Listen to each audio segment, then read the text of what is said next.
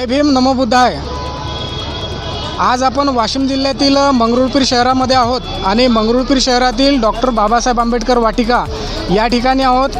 या ठिकाणी मोठ्या प्रमाणामध्ये इथं जनसमुदाय जमलेला आहेत आणि या ठिकाणी आपण काही उपासक आहेत आणि उपासिका आहेत, त्यांना आपण काही प्रश्न विचारणार आहोत आणि त्यांच्याकडून आपण जाणून घेणार आहोत की आज बाबासाहेबांनी आपल्याला जो धम्म दिलेला आहे त्या धम्माला आज 69 वर्ष झाली. आपण धम्मदीक्षा घेतलेली आहे, बरोबर आहे. तर या 69 वर्षामध्ये काय प्रगती झाली आपली, काय वाटते तुम्हाला? प्रगती तर लई झाली. बाबासाहेबाच्या पुतळ्याजवळ आमचा ग्रंथ असते आणि पुतळ्याजवळ मधून येणं जाणं असते.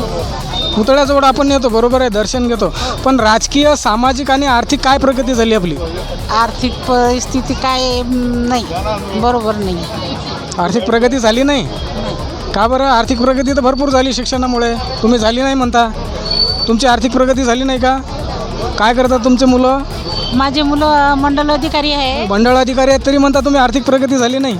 सर्व्हिसवर असो नाही, मास्तरीन आहे. मग आता एक मास्तरी आहे तरी म्हणता आर्थिक प्रगती कशी काय नाही झाली? मग बरोबर आहे, झालेली आहे. आपली शिक्षणामुळे प्रगती झालेली आहे. बाबासाहेबांनी आम्हाला जो धम्म दिलेला आहे, बरोबर आहे, त्या धम्माने आमची खूप प्रगती झालेली आहे. आज तुमचे सगळे मुलं सर्व्हिसला आहेत, मंडळ अधिकारी आहेत, शिक्षक आहेत, बरोबर आहे, तरी तुम्ही म्हणता प्रगती झाली नाही. नक्कीच आपली प्रगती झालेली आहे आणि बाबासाहेबांनी जे आपल्याला सांगितलेलं आहे, शिका, संघटित व्हा आणि संघर्ष करा, तर ते आपण निश्चितच आपल्या डोक्यामध्ये घेतलं पाहिजे आणि त्याप्रमाणे आपण वागलं पाहिजे. काय वाटते तुम्हाला? बाबासाहेबांनी आपल्याला जो धम्म दिलेला आहे त्याला आज 69 वर्ष झालेली आहेत. तर या 69 वर्षामध्ये आपल्या समाजामध्ये काय काय परिवर्तन झालेलं आहे, काय काय बदल झालेला आहे, काय वाटते तुम्हाला? बराच बदल झालेला आहे. शिक्षणाबद्दल आणि आर्थिक याच्यामध्ये बी बदल झाला भरपूर. पहिले आपल्या लोकांना असं हे नव्हतं, पण आता पूर्ण स्वातंत्र्य आहे. आपल्याला घराच्या बाहेर निघायचं पहिले हे नव्हतं, आता सर्वत्र म्हणजे आपण बाहेर निघू शकतो. बाबासाहेबामुळेच हे सर्व आपलं परिवर्तन झालं. त्यांचं म्हणणं आहे का शिक्षणामुळे आपली प्रगती झालेली आहे. बाबासाहेबांनी आपल्याला शिक्षण दिलेलं आहे, त्यामुळे आपण एक निडरपणाने जगू शकतो, बाहेर निघू शकतो. आपल्याला प्रत्येक गोष्टीचं बाबासाहेबांनी स्वातंत्र्य दिलेलं आहे आणि त्या स्वातंत्र्यामुळेच आपण आज इथे आहोत आणि आपण इथे आलेलो आहोत, बरोबर आहे. काय सांगणार ताई तुम्ही? आज 69 वर्षामध्ये काय काय तुम्हाला असं इथं आल्यानंतर तुम्हाला काय वाटते नेमकं? बाबासाहेबाकडे आपण ज्यावेळेस येतो अभिवादन करण्यासाठी, तर काय कशा प्रकारची ऊर्जा मिळते आपल्याला, काय वाटते?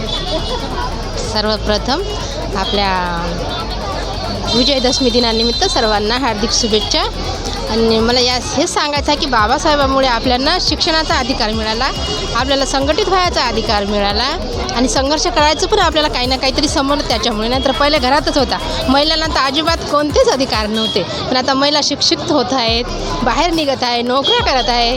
या शिक्षणाच्यामधून खूप प्रगती झालेली आहे महिलांची. त्याबद्दल महिला बी खूप खुश असून कुठेही कार्यक्रम असला ना आनंदीत जात येतात. त्याला कोणी अडवायला तयार नाही आता. नाहीतर पहिले अडवत होते, आजूबाजूचे लोक बी, घरातले लोक बी अडवत होते. पण आता कोणी असं काही म्हणू शकत नाही मला तू का बाहेर जात आहे म्हणून. सर्व आपल्या स्वइच्छेनं करत आहे. आता खूप प्रगती वाटत आहे. आताच्या चालू याच्यातनी खूप प्रगती वाटत आहे.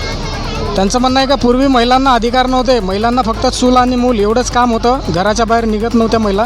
पण आज महिला निडरपणाने कुठेही जाऊ शकतात, कुठलंही काम करू शकतात, कुठल्याही संघटनेचं नेतृत्व करू शकतात, कुठलीही ड्युटी करू शकतात. त्यामुळे आज म्हणजे कोणाला विचारायची गरज नाही. आज महिला ही स्वतंत्र आहे, तिला कोणाला विचारावं नाही लागत. त्याच्यामुळे आज ती स्वतंत्र निर्णय घेऊन स्वतंत्र आज तिला जगण्याचा अधिकार हे बाबासाहेबाच्या संविधानानं आणि अधिकारानं दिलेलं आहे.